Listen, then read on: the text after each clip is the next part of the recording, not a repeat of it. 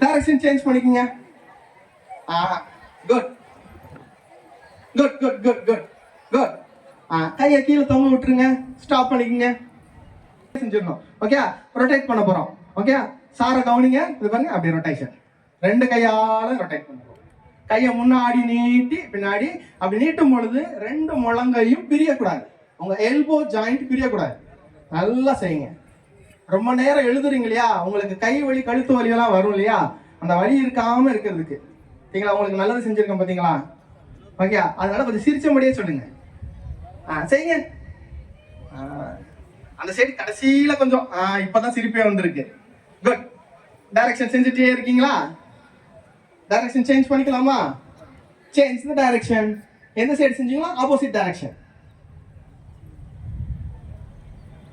Opposite direction. முடிஞ்சவங்க கண்ணை மூடிக்கிங்க. கண்ணை மூடி செஞ்சீங்கன்னா இன்னும்